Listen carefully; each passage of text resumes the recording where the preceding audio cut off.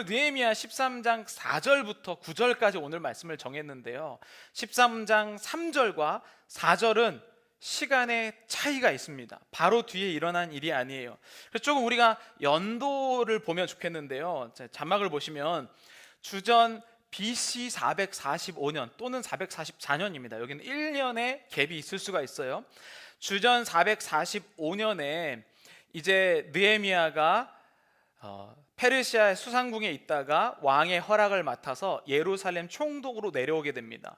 그래서 52일 만에 성벽을 딱 완성하게 되고, 그 52일 만에 성벽을 완성하고 12장에서는 성벽 봉헌식을 드려요.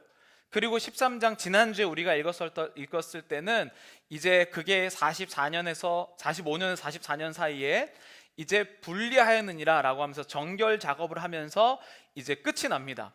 아마 대략 한 1년 정도, 6개월에서 1년 정도 느헤미야가 예루살렘 총독으로 내려와서 일이 벌어졌을 거예요. 그리고 느헤미야가 어느 정도 있었냐면 12년 동안 이 예루살렘에서 총독으로 활동합니다. 그러니까 우리가 느헤미야 1장부터 12장까지 본 것은 한 6개월에서 1년 사이에 일어난 일을 본 것이고, 실제로 느헤미야는 그 후로 11년을 더 예루살렘의 총독으로 있게 됩니다. 그러니까 느헤미야가 있는 동안에는 모압과 암몬 자손을 분리하고 하나님의 자녀로 사는 일들이 계속해서 일어난 거예요, 12년 동안에. 그리고 나서 왕에게 약속했던 12년이 다 됐기 때문에 다시 느헤미야는 수상궁으로 다시 돌아갑니다. 자, 그리고 나서 학자들에는 6개월에서 또는 몇 년이 지나고 나서 오늘 4절이 이루어지는 거예요. 느헤미야는 이 페르시아에서 술 맡은 관원으로 있다가 예루살렘에 온 게 30대 후반에서 40대 후반, 50대 초까지예요. 딱 제 나이부터, 제가 담임 목회한 그 나이부터 50대까지 12년 동안 느헤미야가 예루살렘에 자신의 황금기를 거기서 보낸 겁니다. 그리고 다시 돌아왔을 때는 50대 중반에서 60대예요. 그런데 어떤 상황이 펼쳐지냐? 자기가 이제 된다, 하나님이 역사하시면 이 성벽이 회복되고 성전이 회복되고 사람들이 분리하고 모압과 암몬을 쫓아내고, 이렇게 생각을 하고 돌아갔는데 이 지도자 한 명이 바뀌니까 오히려 예전보다 못한 상황이, 그걸 6절에서 이렇게 표현합니다. 느헤미야 13장 6절 함께 읽겠습니다. 그때에는 내가 예루살렘에 있지 아니하였느니라. 바벨론 왕 아닥사스다 32년에 내가 왕에게 나아갔다가 며칠 후에 왕에게 말미를 청하고. 이 어렵다는 소식을 듣고 왕에게 또 활약을 받고 이제 며칠 다녀올 길로 출발했었던 게 느헤미야 13장 4절부터 일어나는 일이에요. 어떤 일을 하는지 펼쳐졌는지 봤더니, 딱 예루살렘 도착해서 봤더니 이런 일이 펼쳐집니다. 7절 우리 함께 읽겠습니다. 예루살렘에 이르러서야 엘리야십이 도비야를 위하여 하나님의 전뜰에 방을 만든 악한 일을 안지라. 가서 봤더니요, 성전에서 이 13장 3절에 뭐였습니까? 모압과 암몬을 분리하면서 멋지게 마쳤단 말이에요. 그리고 11년 동안 잘 지켰어요. 그리고 변한 줄 알았어요. 그리고 느헤미야가 가서 딱 와서 봤더니 예루살렘 성전에 엘리야십이라는 대제사장이 모압의 리더가 성전에 살도록 방을 만들어준 사건이에요. 여러분 같으면 어떤 마음이 드시죠? 여러분이 느헤미야예요. 나의 모든 젊음을 이 예루살렘의 성벽 재건과 이 신앙의 회복을 다 바쳤어요. 그리고 이제 잘 되는 줄 알고 12년을 버티고 가서 다시 방문을 했는데, 글쎄 성전에 모압과 암몬의 리더가 거기에 방을 만들어줬네요. 여러분 같으면 느헤미야면 어떤 감정? 이제는 50대 중반에서 60대예요. 이제 뭐 덜 할 생각도 안 들고 그냥 잘 갔으면 좋겠는 그 마음 가운데 어떤 생각이 느헤미야의 마음에 들었을까? 성경은 더 자세하게 그 방에 들어갔다는 게 무슨 의미인지 4절에서 5절에 이렇게 얘기합니다. 우리 함께 읽어보도록 하겠습니다. 이전에 우리 하나님의 전에 방을 맡은 제사장 엘리야십이 도비야와 연락이 있었으므로 도비야를 위하여 그 방은 원래 소재물과 유향과 그릇과 또 레위 사람들과 자들과 문지기들에게 11조로 주는 곡물과 새 포도주와 기름과 또 제사장들에게 주는 거제물을 두는 곳이라. 이거를 우리가 더 자세하게 봤더니 너무나도 황당한 거 뭐냐면, 지금 이 도비아가 들어있는 방은 어떤 방이냐, 예배 드릴 번제물을 쌓아놓고 레위이나 제사장들을 도와줄 돈도 쌓아놓고 예배를 준비하는 사람들이 제일 필요한 방에 도비아가 앉아 있는 거예요. 여러분 한번 생각해 보세요. 만약에 우리가 여러분 헌금을 했는데 그 헌금 방에 도둑이 앉아 있다, 어떤 생각을 하시겠습니까? 아, 하나님이 도둑이 앉아 있어도 하나님이 역사하실 것을 믿습니다. 그러면서 막 헌금 막 더 많이 하시겠죠? 아무도 헌금하지 않아요. 어떤 일이 일어나냐면, 아니 모압과 암몬을 분리하라고 느헤미야가 분명히 했는데 대제사장 엘리야십이 그 분리하라고 한 리더가 헌금과 제사 드리는 방에 앉아 있는 것을 보고 사람들이 헌금하지 않기 시작했어요. 사람들이 예배의 의무를 하려고 노력은 했으나 예배를 기대하지 않기 시작했습니다. 그게 바로 한순간이었다는 거예요. 사실 저는 제 목회를 한다, 우리가 신앙생활을 한다, 우리가 믿음의 자녀로서 길을 걷는다라고 했을 때 저는 조금 더 예전보다 나아지고 더 좋은 사람이 돼가고 뭐 은사도 더 충만해지고 내가 막 많은 사람을 품고 이런 것이라는 생각을 굉장히 많이 했어요. 근데 제가 지금 목회를 하면서 점점 시간이 지날수록 깨닫는 것은 무엇이냐면, 목회자는 시간이 갈수록 능력과 은사를 더하는 것이 아니라 하나님의 마음을 더하게 되는 것이다 라는 생각을 하게 됐어요.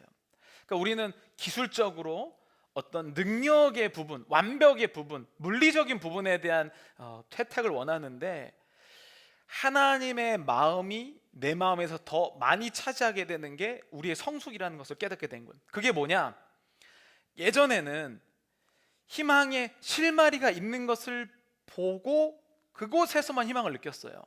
아, 어디 갔는데 좋은 사람이 있다, 야, 이 사람을 통해서 뭔가 되는구나. 이제 경기가 안 좋지만 어떤 사람이 소식을 들었는데 이제 곧 되겠구나. 이런 부분에서만 희망을 느꼈는데, 우리가 하나님이 내 마음속에서 더 많이 차지한다는 것은 무엇이냐, 희망이 없어도 하나님을 찬양하고 사랑할 수 있게 된다는 거예요. 기독교인의 성숙은 물리적으로 회복된다, 누가 더 성장한다, 은사를 더하게 됐다가 아니라 더 캄캄한 상황에도 하나님을 여전히 사랑할 수 있는가, 이게 성숙이었다는 거예요. 여러분, 그런 면에서 우리는 어떻습니까? 막 뭐 비즈니스가 잘 되고 내 주변 사람들이 좋은 사람이 생기면 하나님이 살아계십니다, 할렐루야라고 얘기하는데 그 중에 한 사람만 나에게 뭐라고 하면 하나님은 어디 계신가, 이 세상은 어떻게 될 것인가, 이런 소식들만 찾아 헤매고 있다는 거예요. 여러분, 만약에 느헤미야가 12년 동안 완벽하게 회복된 줄 알고 갔었던 그 예루살렘에 돌아와서 이 생각을 가졌다면 느헤미야 선은 없었겠죠. 이것을 우리는 세상의 용어로 절망이라고 표현해요. 절망. 이 절망을 한국 문화에서는요, 다른 대치되는 두 단어를 사용합니다. 낙담, 일이 뜻대로 되지 않아 마음이 상함. 그러니까 더 이상 뭐 이런 사람이 있었으면 좋겠다라고 했는데 없어요. 이 사건이 일어났으면 좋겠어, 그래도 절망이고요. 일이 내 뜻대로 예상되는 대로 안 될 때 낙담을 하고, 비관, 인생을 슬프게만 생각하고 절망스럽게 생각함, 앞으로의 일이 잘 안 될 것이라고 봄. 만약에 느헤미야가 이 감정에 사로잡혔으면 느헤미야 선은 없었을 겁니다. 왜냐하면 차라리 처음이었다면, 차라리 시도조차 안 했다면, 아니 차라리 변할 만한 어떤 그 건덕지라도 안 보였다면 괜찮을 텐데 이미 다 변한 것처럼 보였잖아요. 그런데 다시 왔더니 그 느헤미야가 느끼는 감정은 이거 해도 안 되는구나. 정말 유명한 철학자이죠. 19세기에 나왔던 키에르케고르라는 사람을 들어보셨을 거예요. 이 사람이 쓴 책 중에 정말 유명한 책이 있습니다. 그게 뭐냐면 죽음에 이르는 병이라는 책이에요. 죽음에 이르는 병. 이 책에 보면 죽음에 이르는 병의 원인이 뭐라고 얘기하냐면 절망이라고 얘기합니다. 다른 어떠한 것이 아니라 절망에 빠진 사람은 죽으려고 산다라고 표현하는 게 죽음에 이르는 병 키에르케고르거든요. 그 책 중에 29페이지에 이렇게 나와 있어요. 죽음이 최대의 위협일 때 사람은 간절히 살기를 원한다. 그러니까 물리적으로 고통받을 때 느헤미야가 1차적으로 예루살렘에 왔을 때 이거를 회복해야 된다는 그런 강력한 믿음으로 간다는 거예요. 그래서 이 간절히 살기를 원하는 마음을 가져요. 그런데 더 큰 위험이 있다는 것을 알게 될 때 사람은 오히려 죽음을 바라게 된다는 거예요. 소망을 잃어버린 거예요. 해도 안 되는구나. 위험이 너무나 커서 죽음이 희망이 될 정도로 클 때 차라리 내가 여기서 죽었으면 좋겠다는 게 희망이 된다는 거예요. 찾아봐도 뭔가 건덕지가 없다는 거예요. 그때 절망은 죽을 수조차도 없다는 무력함이다. 이 최후의 의미에 있어서 절망은 죽음에 이르는 병이다. 여러분, 기독교인인데 여러분들은 몇 번 도전하고 몇 번 실패하셨습니까? 정말 또 일어서려고 노력을 했고, 이 사람에게 이렇게 희망을 걸어봤고, 저 사람에게 저런 희망을 걸어봤는데, 공동체도 희망을 걸어보고 여러 가지 했는데 몇 번이나 실패해 보셨습니까? 절망은 누구에게나 찾아옵니다. 저는 그러면서 이 본문은 두 명의 리더의 대조를 보여주는 거예요. 한 명은 대제사장 엘리야십입니다. 이 엘리야십은 그 누구도 비난할 수 없어요. 아니, 어떻게 대제사장이 도비아라는 저 모압과 암몬으로 대표되는 리더를 어떻게 이 재물을 바치는 그 방의 주인으로 맞이할 수 있겠냐, 이렇게 우리가 비난할 수 있을 것 같잖아요. 그러나 그렇게 할 수가 없어요. 엘리야십은 느헤미야가 떠나고 나서 얼마나 어려웠는지를 모릅니다.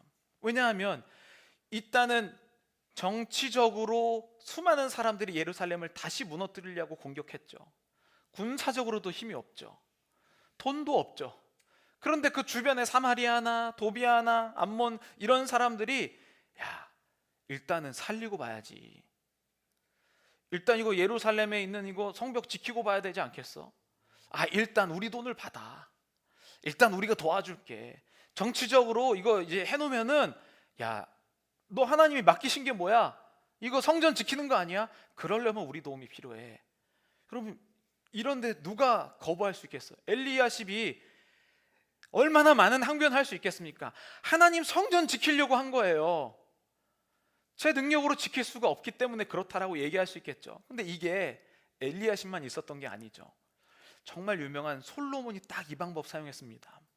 솔로몬이요, 당대에 그렇게 지혜가 많았는데 돈도 많고 군사력도 충만했거든요. 그런데 이것을 자기가 지키려고 하니까 두려운 거예요.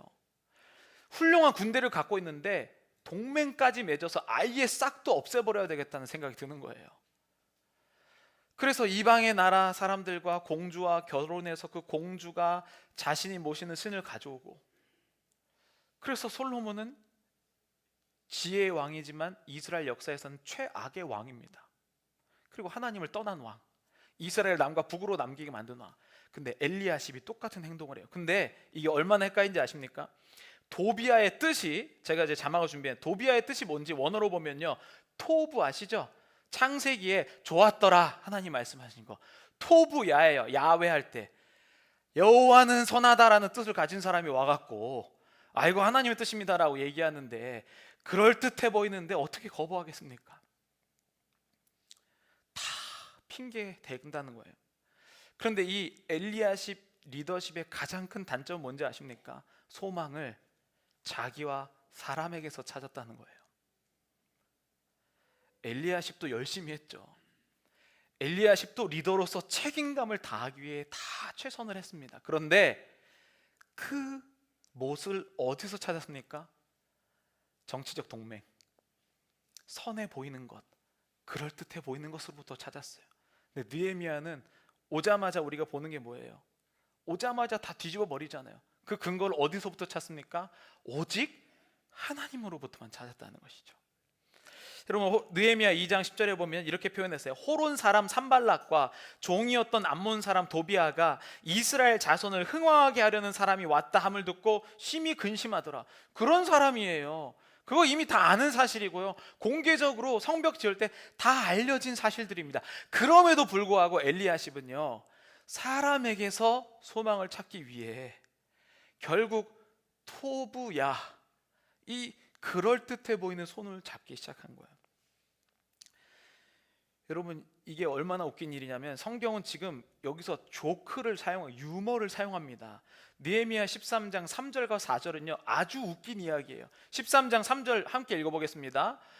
백성이 이 율법을 듣고 곧 섞인 무리를 이스라엘 가운데에서 모두 분리하였느니라. 그리고 나서 토비아가 방을 차지하였느니라. 이게 개그 아닙니까? 개그. 근데 어쩌면 나의 인생과 그렇게 똑같은지. 그렇게 하나님께, 하나님, 저 선하게 살겠습니다. 저 세상의 모든 것 다 포기하고 주님만이 나의 길입니다. 그렇게 얘기했는데 하루도 안 돼서 소망의 근거를 사람에게서 찾고 있어요. 뭐 좀 세상에서 좀 나간다고 한 사람이 나한테 와서 얘기하면 야, 좀 일 좀 풀리겠다. 나한테 한 사람도 위로 안 해준데 누구 위로해준 사람 만나면 자, 이 사람 때문에 내가 살겠다. 그리고 또 그 사람한테 배신당하고. 분명히 성경은 우리의 유일한 근거는 하나님밖에 없다라고 얘기하는데 대제사장이 성전에 도비아에게 공간과 틈을 내줌으로써 이 성전이 더 이상 예배드릴 수 없는 장소로 바뀌었어요. 여러분, 신약으로 오면 예수 그리스도가 주인된 우리의 내 마음이 성전이라고 표현합니다. 여러분들의 마음에 토부야가 있습니까? 하나님 말고, 아니 말씀을 듣고 이 예배를 기대하면서 나온 것보다 내일 아침에 유력한 사람 만나는 게 더 소망이지 않습니까? 경제 계획이 더 나라에서 이렇게 도와준데 이게 우리에게 더 소망으로 들립니까? 그렇다면 우리 마음 가운데 토비아가 들어와서 살고 있는 거예요. 근데 이것이 왜 어렵냐? 하나님의 예배를 방해하기 때문이에요. 결국에 도비아가 살고 있는 그 방은요, 번제물이 드려질 곳, 레위인과 제사장들을 서포트하는 모든 것이 다 사라지게 되고 결국에 사람들이 더 이상 예배를 기대하지 않았어요.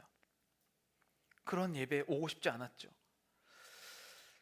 여러분, 우리가 사실 이 땅 가운데 보면 주변을 둘러봐도 사람들을 만나봐도 이 결론에 사실 이르게 됩니다. 해도 안 된다. 어떤 공동체를 만나든지 어떤 사람을 만들지 사실은요, 처음에는 막 거기서 막 소망을 발견하려고 노력했는데 결론은 뭡니까? 해도 안 된다예요. 그럴 때 우리에게 주어지는 말씀을 제가 한 문장으로 정리해서 좀 거칠게 정리하면 이겁니다. 우리 함께 읽어보도록 하겠습니다. 소망은 나에게서 근거를 찾는 것이 아니라 하나님에게서 찾는 것이다. 여러분, 하나님이 실수해서 지금 옆에 있는 사람 만나게 하셨죠. 하나님의 계획은 없어서. 그러나 하나님의 계획은 온전하시기 때문에 나에게서 근거를 찾는 것이 아니라 그 하나님의 신실함에게서 근거를 찾는 것이죠. 이것을 조금 더 제가 적극적으로 문장으로 정리했는데 바로 이 문장이 우리 함께 읽어보도록 하겠습니다. 나에게서 소망을 찾을 때 절망이지만 하나님에게서부터 찾는 모든 것은 소망이 된다. 나에게서부터, 우리가 어떤 것에 소망을 둘 때 다 내 기준으로 볼 때 그럴듯해 보이는 거잖아요. 엘리야십이 그러지 않았겠습니까? 엘리야십 나름의 기준대로 그래, 이 정도 돈은 일단 받고 이 정도 내 마음의 성전의 공간에 내줘도 예배는 문제없다, 이런 판단 내렸으니까 엘리야십이 그렇게 갔겠죠. 엘리야십이 정말 나쁜 사람이 아니고 예배드리기 위해 일단 돈이 필요했고 안전을 위해 군사가 필요해서 다 동맹 맺고 그런 거 아니겠습니까? 그런데 결국엔 그 틈을 만들어준 것이 예배를 무너뜨리고 사람들이 다 불 뿌리고 터지게 돼요. 이제 다음 주부터 볼 이 내용은요, 레위인들이 다 자기 성전에 안 머물고 더 도망갔어요. 왜 그랬습니까? 이 엘리야십이 작은 틈을 내어주었기 때문이었어요. 5절에 보면 그 틈이 이거예요. 도비아를 위하여 한 큰 방을 만들었으니 그 방은 원래 소재물, 제사 드릴 때 드리는 제물들, 유향, 그릇, 이게 기도와 예배가 사라졌다는 뜻이에요. 또 레위 사람들과 노래하는 자들과 문지기들에게 11조로 주는 곡물과 새 포도주와 기름과 또 제사장들에게 주는 거제물을 두는 곳, 그 방이 사라지면서 예배의 감격이 사라진 것이 바로 예루살렘의 성전이 되었습니다. 그때에 하나님으로부터 근거를 찾는 느헤미야는 무엇을 했냐? 그게 8절 9절이에요. 우리 8절 9절 함께 읽어보도록 하겠습니다. 내가 심히 근심하여 도비아의 세간을 그 방 밖으로 다 내어 던지고 명령하여 그 방을 정결하게 하고 하나님의 전에 그릇과 소재물과 유향을 다시 그리로 들여 놓았느니라. 아멘. 우리는 여기서 한번 느헤미야 심정으로 한번 가봤으면 좋겠어요. 이제 뭔가 좀 된 것 같고 12년 동안 했다가 소식을 듣고 다시 왔더니 웬 불리하였느니라 라고 했었던 그 사람이 지금 그 방을 다 차지하고 가면서 느헤미야는 그래도 믿음에 의해서 선택을 했습니다. 근데 여기에 보면 도비아의 세반을, 그 모든 물건들을 그 방 밖으로 다 던져버렸다고 얘기했어요. 자, 그러면 도비아는 어떤 마음으로 이것을 집어 던져버렸을까요? 그 마음속에 하나님, 다시는 이 방에 다른 것이 못 들어옵니다. 제가 맡겠습니다. 이런 마음이었을까요? 아니면 이미 해봐도 안 됐는데 치우면서도 또 들어오겠구나 라는 생각을 하면서 이 방을 치웠을까요? 어떻게 생각하십니까? 분명 느헤미야는요, 치워도 또 도비아와 같은 존재는 들어올 것을 알면서도 또 그 방을 치운 거예요. 근데 그 마음이 어떻게 변했냐면, 이 느헤미야는 하나님, 또 다른 도비아가 들어와도 제가 치우는 것을, 정결하게 하는 것을 즐거워하겠습니다, 이 마음인 거죠.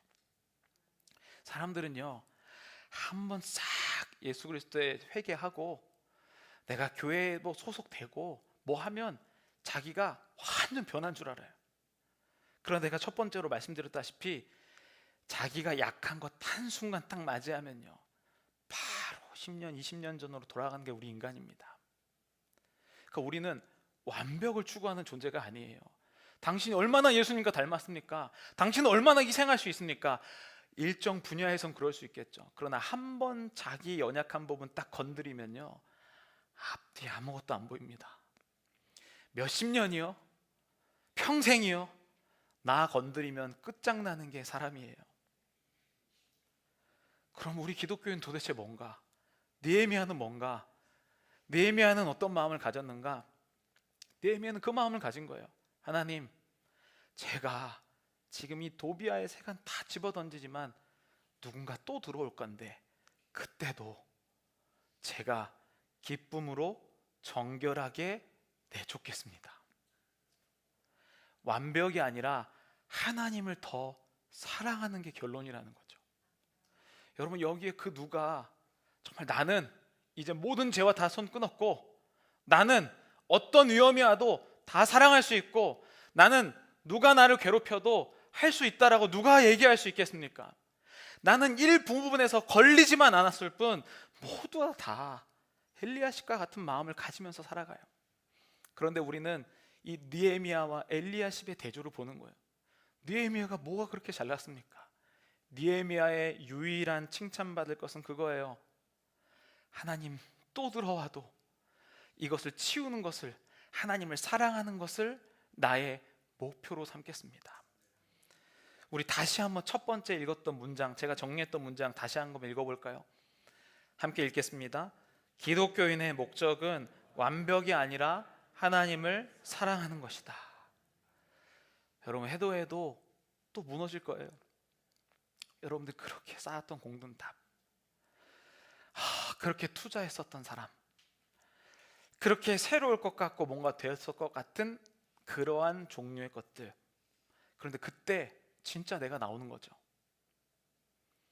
엘리야십처럼 이제부터는 하나님을 섬기지 않고 내 것으로 섬긴다라고 하는 자들은 도비아를 맞아들이겠지만, 그러나 느헤미야는 하나님, 제가 또 치우더라도 이 작업이 즐겁습니다.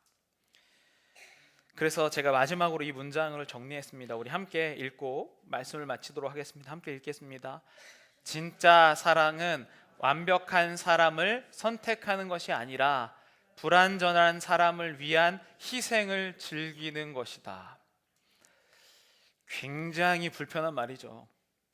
왜냐하면 우리는 엘리야십처럼 완벽한 무언가가 있을 것을 항상 찾아다녀요.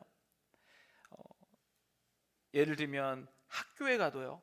나 이 학교에 이것 때문에 왔는데, 완벽한 것을 찾으러 왔는데 들어가 봤더니 아니라는 거예요. 누군가와 만나기 시작했는데, 연애를 하기 시작했는데, 그 사람이 연애하기 전에 이러한 모습 때문에 만났는데 아니라는 거예요. 교회를 만났는데 이러한 모습 때문에 내가 한다고 했는데 아니라는 거예요. 그래서 우리는 늘 완벽한 무엇을 찾아다녀요. 그리고 내가 해도 안 된다고 하나님께 이야기하죠. 그런데 오늘 느헤미야서를 통해 봤더니 어떤 마음이냐면, 느헤미야는 어차피 해도 안 될 것을 알지만 이 세간의 것을 집어 던지면서 하나님을 더 사랑하겠습니다. 저는 오늘 여러분들 마음 가운데, 얼마나 사실은 우리 가운데 이제 연말이 되니까 또 이런 생각이 또 들더라고요. 1월 달에 막 다 될 것처럼 소망을 선포하기 위해서 살았는데 소망은커녕 말 하나에서 상처받고 있는 우리의 모습을 볼 때, 어떻게 보면 우리는 목표를 잘못 잡은 것이 아닌가.